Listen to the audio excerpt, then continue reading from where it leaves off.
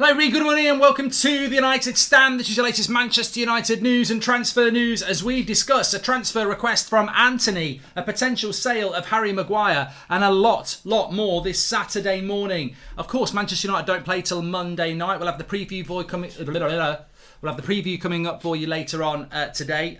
But lots of information coming out, lots of transfer stories coming out. Big one around Harry Maguire. I'm sure a lot of us would like to pass our opinion on that, especially as you know me and Harry are very close, so I can give you some information on that. But the first thing I want to say is just first of all, you know what my stance is at the moment, whether it's transfers, Manchester United actually playing games. There's a real opportunity to remove the Glazers from this football club and bring in a new ownership that wants to buy this club. And I think on paper it looks way more preferable than what we currently have. Just beware of conquer and divide. You may have seen my tweet this morning on @MarkGoldbridge. There was an article that's been put out by a media outlet this morning, basically causing division between the Manchester United Supporters Trust and the Protest 58 and all that. Manchester United Supporters Trust have replied to that on Twitter, but obviously they don't have the reach that we have, so we want to put it out there because this is, I think, where the United Stand community can really take part, in the sense that we don't want in with Must and we don't want in with the 58. They're doing their thing, but what we can do is verbalise and promote to a massive community what's going on. There's a protest on Monday night. If you're going to be at Old Trafford, the Trinity statue, around 7 o'clock, be there. Or you can be at the Tollgate pub from about 5:30 and walk down with them to that protest. So that's information that we've already put out there. We'll keep putting that out on there. Obviously, I'm on TalkSport National Radio tomorrow night, so this will be getting a mention on there as well. And this is what we do as our community to contribute to this. But on that, just be very wary of conquer and divide, attacking Must, attacking the 58, attacking whoever. Just don't do it. That's one thing that you can do straight away. Don't get involved in arguments between United fans. If you see it, ignore it or call it out. Don't get involved in it. Don't get involved in this bloody stupidity about, oh, you've always hated Maguire and this. Shut up. We're talking about the Glazers. Like that's what we're trying to achieve here. So effectively, what this article was trying to do is say that there's conflict between Must and the protest because they don't agree with it, which is absolutely inaccurate. Must have come out and said it themselves. They do and are supporting the protest. What they're not supporting, and nobody's officially supporting, is the walkout. There is a separate thing that people are trying to push online, which is walk out of Old Trafford. And the article says that something along the lines of it's impractical and it seems to be being pushed by online fans who won't even be at Old Trafford. Well, whether that's true or not, what do you want? Do you want the protest or do you want the walkout? Because it's like having two puddings on Christmas Day, isn't it? It's a bit greedy. Like, the protest is where you want the eyes. The walkout is unachievable, and effectively, the protest could go really well and the walkout won't work, so the walkout could extinguish the protest. The walkout's not going to work. I know it, Must know it, 58 know it, you know it, Red Army know it.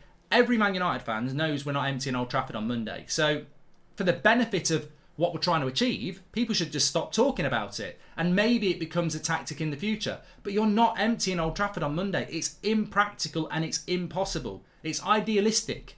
It's a good idea, well done, but it's not going to happen. Focus on the protest, and I tell you for free, it's out there. Man United Supporters Trust are supporting that protest, which has been organised by the 58, as we know, and lots of people are going to turn up for that. That is the thing for Monday. That is where everyone needs to be unified. That is the thing to focus on. There is no reason to conquer and divide and fall out because everybody is supporting that, and that is the focus.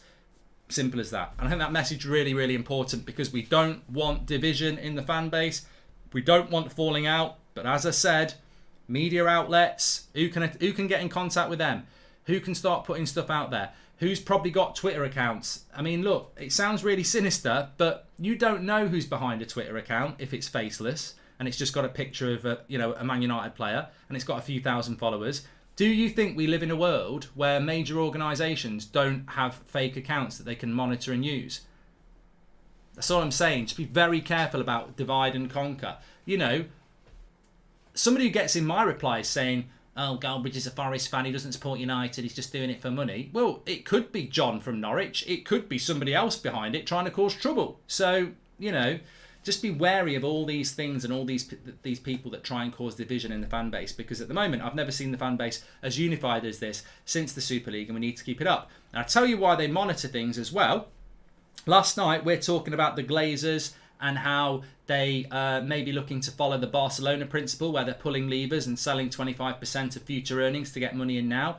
Within 10 minutes of us finishing our show last night, the journalist who wrote about that said they've been contacted by Manchester United, have denied that they would ever do that. So they are monitoring what goes on. 100%, they're monitoring everything. They've got graphs about everything. So everything that gets said, Man United are monitoring it. And if they're monitoring it, they'll try and manipulate it. And if they're trying to manipulate it, they'll try and divide the fan base, because they know that's how the Glazers stay in power. The Glazers have stayed in power all this time because that's what they do. They divide the fan base. They do it. They get into your head. Oh, we've just bought Casemiro. I don't know whether I'm that interested in being Glazers out at the moment because I want a Casemiro shirt. All these things are relevant.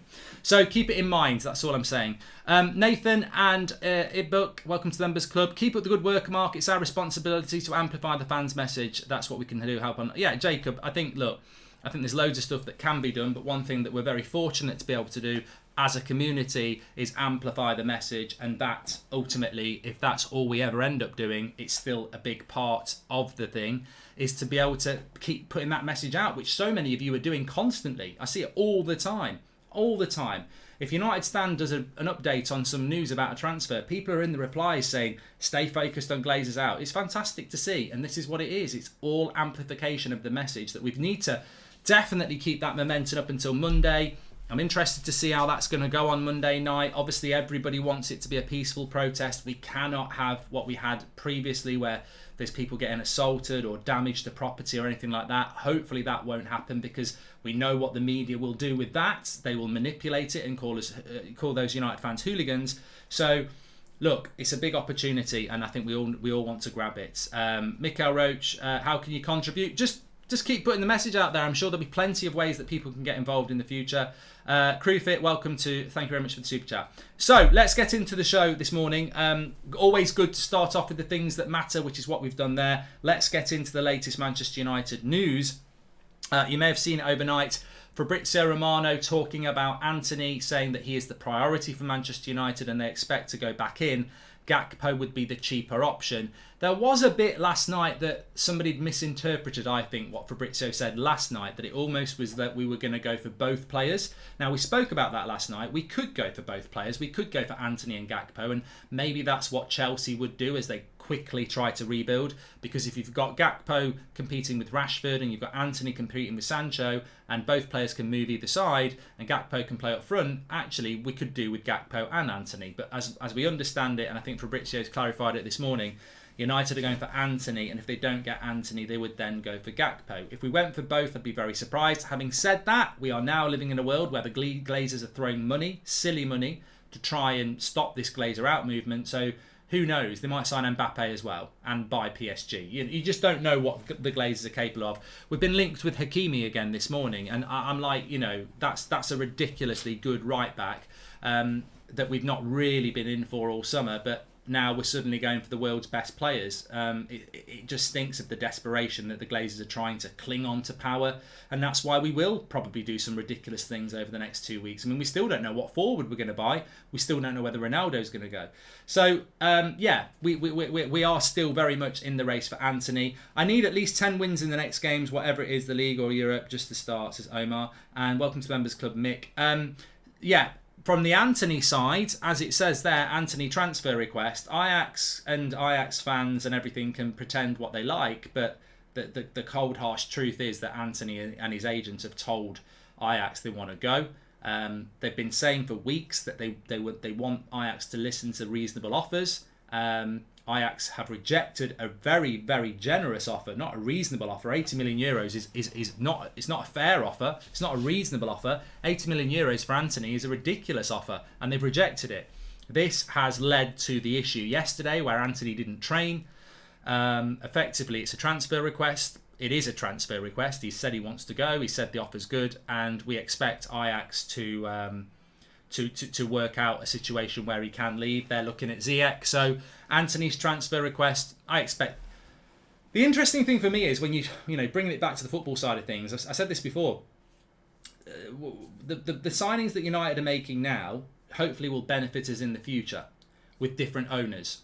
But if the Glazers think that they've suddenly achieved something good by buying Casemiro and Antony, look at the situation we're in. 2 games, 2 losses. Liverpool on Monday night, probably another loss. 3 losses from 3, rooted to the bottom of the league. Antony and Casemiro come in. We're playing on Saturday lunchtime against Southampton. Then we're playing on the Thursday against Leicester. And then we're playing on the Sunday against Arsenal. We've got basically we're playing games every 3 days when Casemiro and Antony are here. So embedding them in the team, getting them used to the training, they're going to have to do it on the hop. They're going to have to do it in game time, because we're suddenly going to go and start playing games every 3 or 4 days, because then the Carabao Cup kicks in, the Europa League kicks in, the Premier League's still on. There is no international break this year at the end of August where you can take a breath and have a look at everything. It's going to get relentless. So these signings are going to have to hit the ground running, which is very, very difficult. It's a different job being bought in June, going on a pre-season tour, getting to know your teammates, relaxing, enjoying it, embedding yourself, to being bought in January. And effectively that's what we're doing. We're buying these players in January, even though it's late August, because the season started and we're playing every 3 or 4 days. So these signings are going to get thrown right in at the deep end, and that's always a risk. And that's down to the poor planning of the summer as well. So yes, I expect Antony to happen, and there is effectively a transfer request there. Can we fire up Old Trafford red with firecrackers on D-Day, says Pujan. Mark, I feel a continual green and gold anti-Glazer message on your graphics will hit the message home, so we don't forget, get Draughty on the job, says Crew Fit. And wouldn't be surprised if United wait till after the Liverpool game to confirm Antony to get some positive spin, says Baron. Yeah, I don't think... United are trying to move things quickly. They may wait until after the Liverpool game, but I think we might get done deal before then, because if you don't get done deal until Tuesday morning, he's not going to do his medical until maybe Wednesday, Thursday, and we're playing Saturday lunchtime. So if they want Antony for the Southampton game, they're going to have to move a little bit quicker than wait until Tuesday morning, really. So we'll see what happens with Antony, but I think it will happen. Gakpo is obviously the backup there. Now, the big story last night, I'd finished my show last night. I'd had a couple of beers. I was doing my fancy Premier League. I was looking online at all the Glazer stuff, and I was watching this weird program that I've been watching the last few nights with the missus, which is called Marriage, with Sean Bean in it. I like it, but it's a weird program, and it's about a married couple. Anyway, I'm not here to review that. And anyway, my phone starts pinging, and I have a look at it, and Harry Maguire to Chelsea, and I just put the phone down and went, oh God, this is a Daily Star or something like that. There's no truth in this at all. And then it turns out that it's suddenly a massive story, and it's from the Daily Mail, by the way. Carl Dixon, welcome to Members Club. Chance now for Donny or Fred plus Casemiro, Brazil, says Mike Calvert. Are you doing a watch along for the boxing tonight, says Simon? No, I'm out tonight. I will be watching the boxing, but I'm out tonight. I've got a night off from Talk Sport tonight because of the boxing, because they're doing live commentary of it. So I'm doing Spurs, Wolves, and then just United Stand today.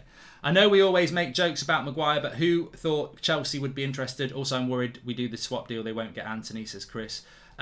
So this story is interesting. And as you know, I've always been a big fan of Harry Maguire, and we're quite close on social media. We're constantly DMing each other and having jokes and a laugh. That's a joke, by the way. So this was an interesting one for me last night, because look, I'm not Harry Maguire's biggest fan, which is a weird one, because a year ago, well, it's longer than a year ago now, I was actually quite happy when we bought Maguire. I always quite liked him for England. I made a mistake. I think a lot of people did. When we bought him for 80 million, I was like, well, you've got, you pay for what you get.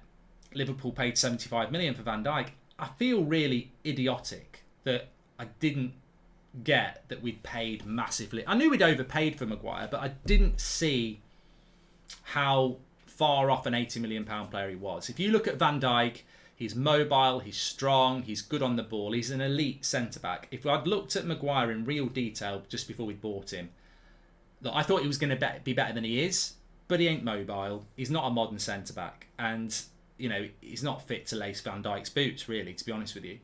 So, I think I and many others were overly optimistic about the 80 million signing of Harry Maguire, but I never had a problem with him when we bought him. And for the first 18 months, he was a player I actually quite liked. over the last 18 months with all the dressing room and his lack of leadership and his lack of performance and, you know, his post-match interviews, and he just completely doesn't seem to grasp what being a Man United player is, let alone a captain. He's obviously become a bit of a, you know, he's fallen into that category, hasn't he, where Rashford is and McTominay is and Fred is and Luke Shaw is and Bruno is, where, you know, they're consistent bad performers. Let's see what happens when teams start winning the Glazers out movement. Erik ten Hag will figure best way soon, either by dropping the high line, says Majek. And if we put Maguire in centre midfield, he'll be good, says Omar. And hi Mark, I'm starting a new channel with watch on streams. I cannot find any sort of overlay of games, says Miguel. Why would I help you do that, Miguel? Maybe go and do the work. There's enough videos out there. Go and do the work on graphics and stuff like that. Good luck with it. Mark, you're doing a brilliant job on focusing on positives and issues at Man United. Casemiro is our first great transfer this year. Sad it's Glazer spin, says Raja. So this story is basically saying that Chelsea are looking at Harry Maguire as an alternative to Fofana. I've got to say, I don't like these sort of stories because I don't see who it serves a purpose for. Now, I could sit here and say things like, I will drive Harry there myself. In fact, I'll give him a piggyback. I will pick him up. I will carry him there. You know, I would, you know, and I'm sure loads of people have been joking about that overnight. But to be honest with you, at no point when I saw that Chelsea want Harry Maguire last night did I genuinely think it would happen. And I've actually chosen not to invest anything in it because obviously my main emotional investment at the moment is we've got a buyer, which is something I've always said. If we've got a buyer for the club, that's when you go hard on the Glazers, and we've got that now. And I'll admit, look, I've always been Glazers out. I've always said it. If you watch the United stand, I've always said Glazers out, 100%. But I've probably never been as focused on it as I am now, because if you haven't got a buyer, you're not going to get the Glazers out. We've got a buyer now, and you know, obviously it's action stations. But in relation to Maguire, I would love him to go to Chelsea. I think it would be good for him. I think it would be good for Chelsea because they play with 3 centre-backs. And I think it would be fantastic for us. I said it at the start of the summer. We need a sacrificial lamb this summer. It can't be Ronaldo because Ronaldo's better than everyone we've got and it's player of the year. But he may well leave. And that's because Ronaldo wants to leave. What United needed to do this summer to signal a new United was sell a Bruno or a Maguire or a McTominay or a Rashford, a player that was not a fan favourite, a player that's been treated like a favourite by previous managers, who's underperformed, who you think the club would never sell. And if we sold Maguire, that would be it. That would be, oh my God, this is a new United. Selling Maguire is a new United, because that's like, well, you know, he's the captain as well, isn't he? So selling him would be huge, absolutely huge. I also think it's beneficial for him. I don't think he can ever win this fan base back. There are people that like him, and if he played well, I would say well done, and I would give him the praise. But I just think we're past the point of no return with Maguire, because, as I said last season when I used to get really angry with him, he's never going to find. He's 29, I think he's 30 this year. He's never going to find an extra yard of pace. He's never going to be able to turn mobile. You know what I mean. He's never going to find the agility. And he's always going to get exposed in a back four. So Maguire, for his career, and this is why he plays well for England, in a back three, where he's got cover really close by, whether it's CDMs in front of him, because we normally play Rice and Phillips, or it's his left back close by, or he's got 2 other centre-backs, Maguire needs protection. He needs to be in a back 5. In a high line under Ten Hag, it's never going to work. Everybody knows it. Every journalist has said it. You've all said it. It's never going to work. So, look, if I was Maguire and I'm thinking about the World Cup and I'm thinking about the last few years of my career, yeah, it's a good thing to do. But I'll tell you why it's not going to happen. Man United are not going to sell a player they've bought £80 million. They paid £80 million on, unless they're getting £80 million, and they're not going to get that. They won't sell him. Who's going to pay his wages of 200 grand a week? He's on a massive contract at Manchester United. This is just not going to happen, and therefore it's a very, very bad story, because it's not going to happen, and it's going to get United fans wanting it to happen. It's going to get Maguire feeling, God knows how he's going to feel about it, because he's just going to be like, oh God, I'm up against it as it is. I'm probably getting dropped on Monday, and now people want to sell me, and I'm not going to be sold. It's just, he's had more bounce backs than a trampoline, hasn't he? And again, it's something to bounce back from. So I actually don't want to sit here and start saying, I'll drive Maguire there myself, get out my club and all this, that and the other. Even though I probably do feel like that, I actually think this story's... I actually feel sorry for him, actually. I do. Because I think all you'll see is people saying, get out of our club, sell him, which is right. There's a good reason to sell him. But I just don't think there's anything in this story. And Chelsea want Fofana, and they want to pay 80 million for Fofana. Are they going to go for Maguire? Like, I just don't think they will. I do think Maguire would be a decent signing for them, but I don't think he will go. I just don't think it will happen. Mark, I heard it's a dark day in England as rival fans mourn the end of McFred, says Muyad. And Mark, if Maguire and Ronaldo leave, who do you think becomes the captain? De Gea or Varane or any credible leaders, says Raja. Fahad, welcome to, thank you for the chat. Hi Mark, do you think the Glazers are feeling the heat or calmly whipping out the checkbook, says Silu. Look, in an ideal world, and I don't think this is happening, Maguire gets sold. Varane and Martinez play. You keep Bailly as Lindelof and Bailly as your backup centre-backs. You don't loan Bailly. But that's another reason we're not selling Maguire. Because if you sell Maguire and Eric Bailly's going on loan, we're short at centre-back again. Because we've only got Lindelof, Varane and Martinez. So we're just not selling Maguire. It's 100% not going to happen because they're getting rid of Bailly on loan. So we'd be short at centre-back. So we're not selling Maguire. Mark, who would be next captain, Ronaldo or Casemiro, says Ben. Well, look, in an ideal world, you would sell Maguire. You'd keep Bailly. You've got your 4 centre-backs. Varane and Martinez become your preferred choice, but you know that Lindelof and Bailly could come in and take one of those spots. Casemiro comes in.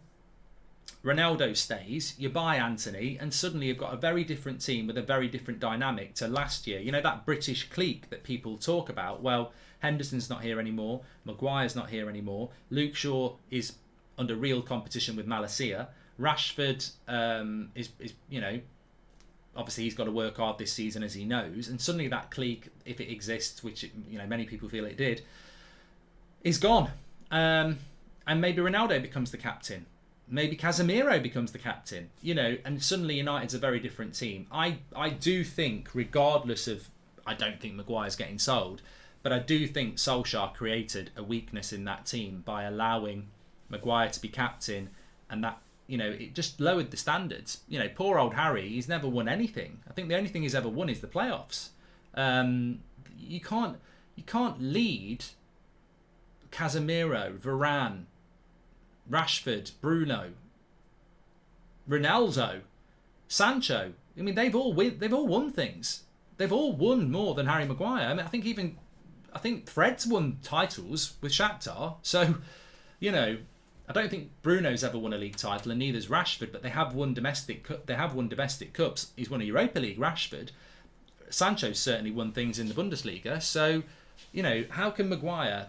Look, lots of leaks come from the dressing room, but it's not just the fans who don't agree with Maguire being captain. There's people in the fan base. There's people in the dressing room who don't believe it, who don't believe in him as a captain, and a lot of that comes down to he's not playing well. And secondly, how can he lead players that are better than him, who have won more than him? So that dynamic should never have been allowed to continue by Ten Hag anyway. But I don't think we're going to sell him. I really can't see it happening. Get a poll here to see how many wants Jim Radcliffe as new owner. No point, Eld, because it would be 100% apart from rival fans. These stories about Harry won't help. Fans who want him gone and fans who rate him could divide us again. Hope I'm wrong, says Jordan. Well, I actually said last night that the Harry Maguire story last night, as much as it could not be true, it could also be a story put out there to, you know, if you put a story out saying Harry Maguire's up for sale and he's not up for sale, what does it do? It gets everyone talking about Harry Maguire. The tactics will be there. I'm not saying that story is, but there will be stories like that put out, whether it's signings or sales, to divert your attention away from the viable buyer that wants to get the Glazers out. So we're going to see it all the time. You've just got to be aware of it. I can't believe Erik ten Hag playing old players to start the season actually got the board to see that and make transfers. Galaxy brain still glares out, says Will Scott. Just talking about Ten Hag very, very quickly. I meant to speak about this last night, but there was so much to discuss last night. The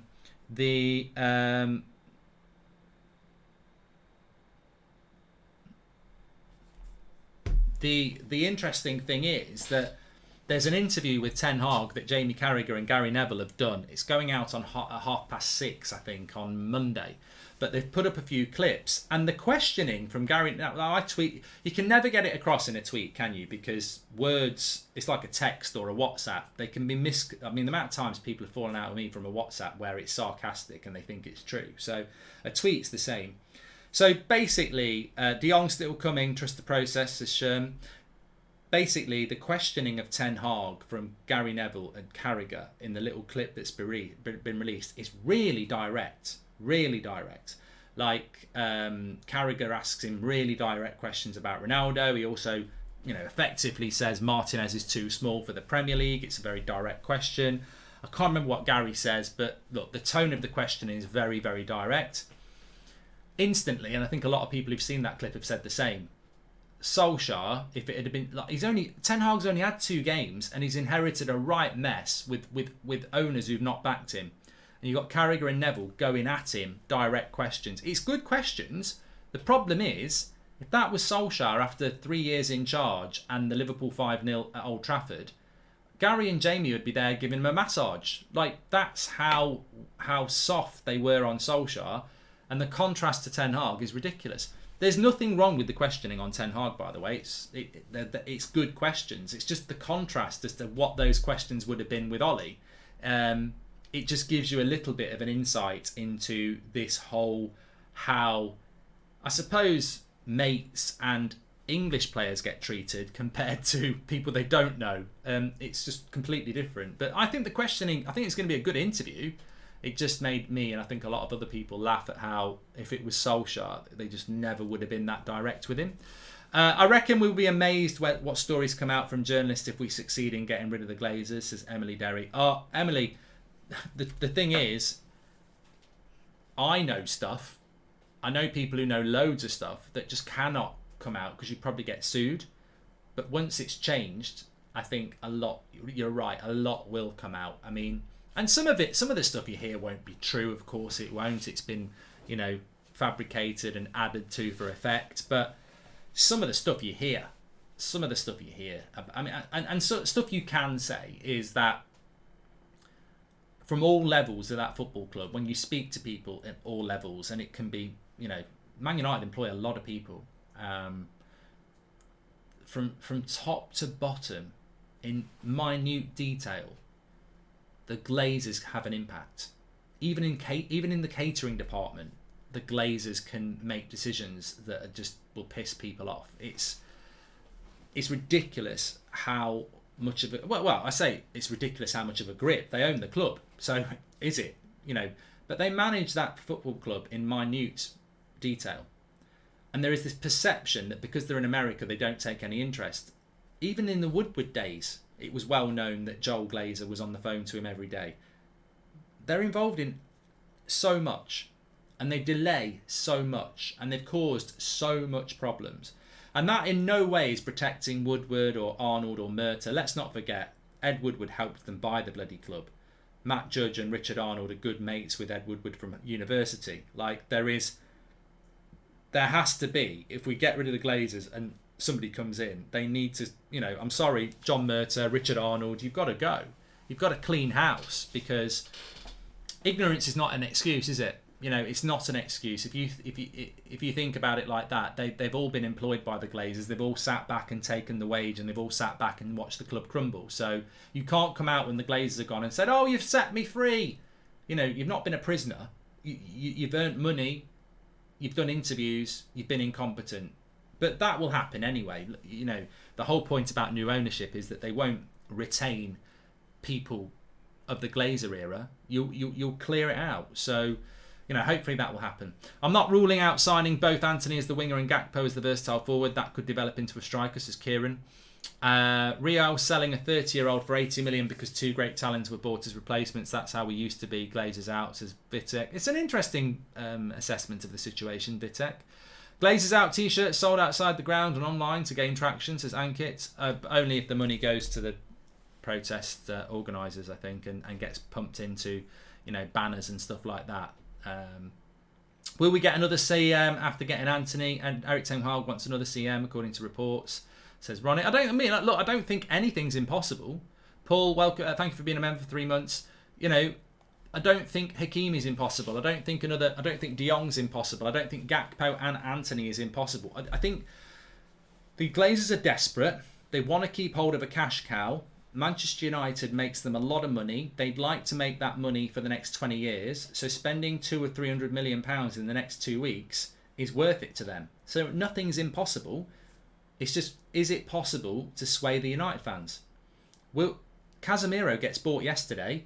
The day ends with people furious with the Glazers and hoping that Maguire's going to get sold. It's not working.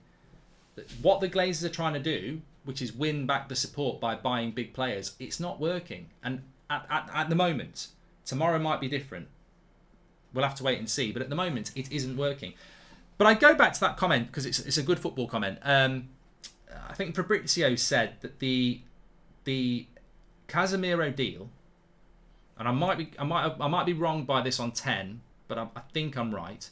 The Casemiro deal is £60 million plus 10 million in add-ons. £60 million, not euros, £60 million, and his wage is 350 grand a week. Casemiro is a fantastic player, but we have desperately overpaid there. You don't pay 60 million plus 10 in add-ons for someone who's going to be 31 this season. You don't do that. It's too much money, and we've set the precedent there. I can't think of a player over 30 who's gone for that amount of money. I might be wrong, but I think we've broken the record for a 30-year-old. Which is, 30 can be the new 26, let's be honest. Footballers are fitter now. 350 grand a week makes him one of the best paid players in the Premier League. So it is a desperation signing, but on the other hand, he is a world-class player. So, I haven't got a problem with the money or the signing. It's the timing. That's my problem. Casemiro, for 70 million in middle of June on 350 grand a week, if he was the target we were chasing all summer, I would have said, whatever. 2 weeks left of the transfer window, and we've not been in for him all summer, is desperation. But he's a fantastic player. Real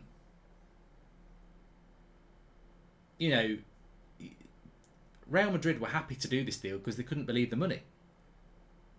Casemiro is coming because of the money. 350 grand a week, it's nearly double what he's on at Real Madrid. So it's a money deal. It's a pure money deal, but we probably will benefit massively from it because he's a fantastic player.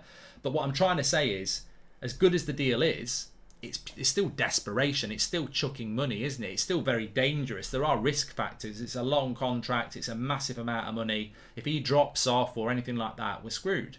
I don't think his mentality is to do that, though. Amanda says, hubby and I enjoyed the Casemiro comparison. Thank you for that. Always knew he was good, but never knew he was great in comparison. Yeah, if you are a member, we've got a new member as well, which is Kingpin, and Twerfy's been a member for 4 months. If you are a member, we put up a video last night for the members section. We do these sort of once a week as a little bit of a bonus for people who are members.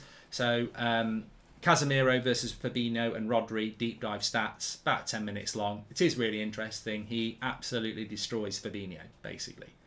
So it's well worth a look. If you're a member, check it out. It's on the members page or on the homepage. Casemiro versus Fabinho. He will be at the game on Monday. He probably will be presented in the ground. Cynics would say that Casemiro will be walking around the ground before the game to make people be in the ground, but there is no official walk out of Old Trafford anyway. So if anyone's going, oh, it's cynical because it's trying to get people in the ground, there is no official empty Old Trafford thing anyway. Nobody who's going to make that happen is supporting it. Manchester United Supporters Trust, 58, Red Army, it's not being supported. And that's not because it's a bad idea, by the way. It's not divisive. It's just not practical to empty Old Trafford because of an online thing that's been running for a few days. You can't empty Old Trafford like that. Emptying Old Trafford, in my opinion, if you wanted to empty Old Trafford, you wouldn't do it against Liverpool for a start. You'd have to do it against, I think, a Carabao Cup game or something like that, where there's not many people, where some people aren't travelling anyway. And then you'd need to plan that for about a month to try and get every fan not to go. you're never going to do it for the Liverpool game in the space of a few days. So it's not a bad idea. It's just not a possible idea. And some people seem to think that if you just put it on Twitter, don't go into the ground. Some people aren't even on Twitter, by the way. You know, we all think that the world begins and ends with football Twitter, and there's a lot of people on there, but not everybody is. So it would take a lot of planning to empty Old Trafford, and that is why people are not supporting it, because you can't support something that's going to fail because it looks really bad. Remember, sometimes there's been protests online and 5 people have turned up. It just looks really bad. So we've got a viable buyer now. The Glazers could be forced out of this football club. You've got to go for the wins. You've got to go for what's going to work. And the protest, because people have been protesting at other games, it's the plan's already in place, and it's already been done last year as well. So the protest, it's not like a protest on Monday is impossible to achieve, because they've already been happening anyway, and they happened big time in the against Liverpool in the Super League. So Monday's about the protest. That's what it's about. You know, the key Man United organisations are supporting it. If you're at the ground or you want to go to the ground, 7 o'clock on Monday night on the forecourt where the Trinity is, or there's the pub, the Tollgate pub, from about 5:30, and then we're going to march down. So there you go. And there'll be good numbers there, even if it's just match day fans.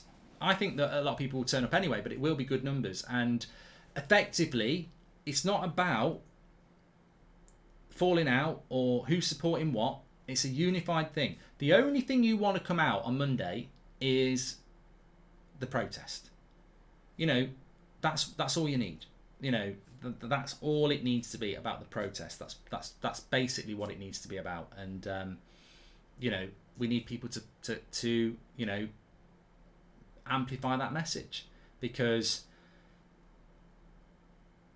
it might need to happen for the next 3 months. It might need to happen for the next 3 years. It might not be able to happen for the next 3 months, because United might start climbing the league, playing good football under Ten Hag, and maybe that'll kill the Glazer out movement. That's my fear, but there is an opportunity there, and there is a buyer.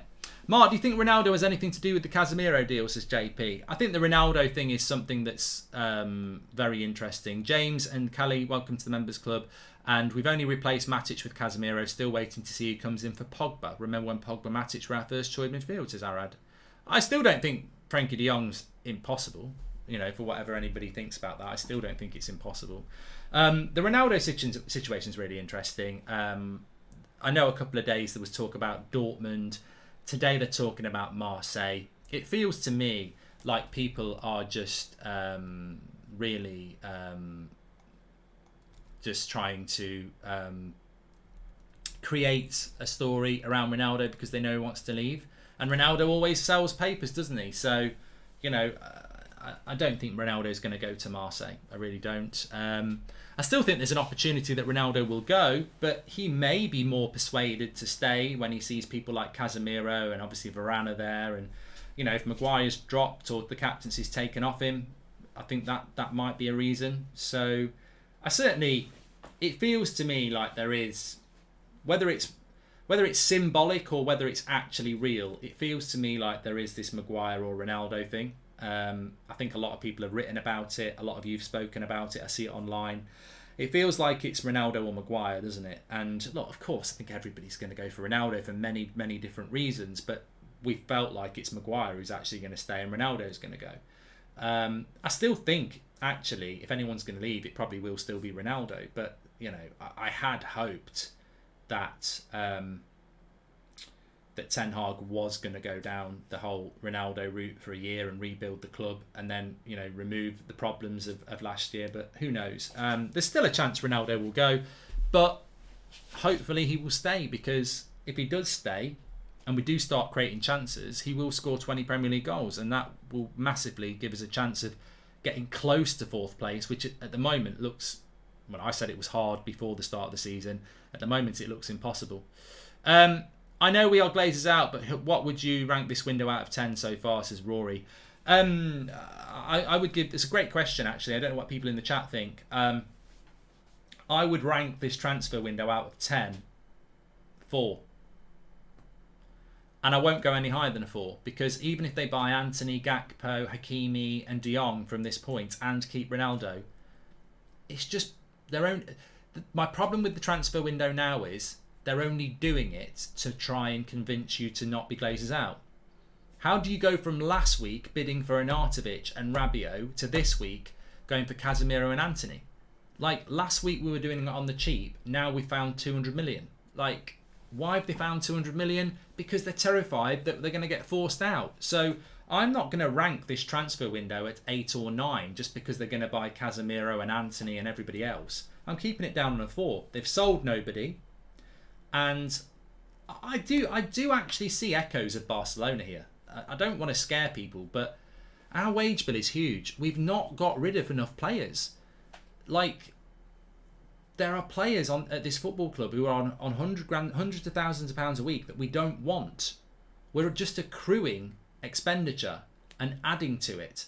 And the way I would explain it is this. Okay, Pogba's gone, Cavani's gone, Lingard's gone, Mata and Matic have gone. So there's a wage gone. I agree with that. But Bailly, I don't want him to go, but he's on 100 grand a week. Phil Jones is as well. Wan-Bissaka is as well. I think Brandon Williams is on about 60 grand a week. There's about 700 grand a week going out of that club for the next season on players that we don't want to be here. You're then adding Casemiro's 350 grand a week, which basically replaces Pogba and Lingard's wage. You're going to bring Antony in, that's going to replace probably Cavani's wage. We've already got Lisandro Martinez in, who replaces Mata's wage. So we're adding to our wage bill. And I do worry about a potential bankruptcy situation with Manchester United in the future, because it just looks like the Glazers are just chucking money at this problem now to try and stay in place. Unfollow United on all social media, says Mom. Am I deluded for still thinking we're getting De Jong? Plan A, says Callum. And we have an ex-Real Madrid serial winner spine in Varane, Casemiro and Ronaldo. The English clique will be outnumbered. Maguire worried about his power, says Majek. With the Glazers out, board out, Ten Hag coaching staff in, Ronaldo captain, new recruitment, Man United culture back. My grandfather can stop turning his grave, says Tom. Okay, thanks everyone for watching. I'm live in about an hour and a half actually, because I'm doing Tottenham versus Wolves. So watch along for that, but we always end up chatting about other stuff. So if you are about this lunchtime and you want to tune in, that'll be on That's Football. You can tune in on that. About 12:15 I'll go live for a 12:30 start, and we've got the preview coming up a bit later, and obviously if anything breaks today, which I'm pretty sure it will do at some point, we cannot go at the moment, it doesn't seem we can go half an hour without a big story breaking about United, so I'm sure we'll be back live again before that, but we've got the preview coming up for you as well later on. And again, as I said, I'll be live at 12:30 for Wolves visit to Spurs in the Premier League on That's Football. Speak to you all in a bit, everybody. Take care, and I'll speak to you in a bit. Oh, and don't forget, if you're a member, check out the Casemiro video. It's on the homepage. Casemiro compared to Fabinho and Rodri. You'll love that. If you are a member, check it out. If you want to become a member, click the join button, and you can check that out as well. Get your badge as well. Speak to you all in a bit. Thanks for watching.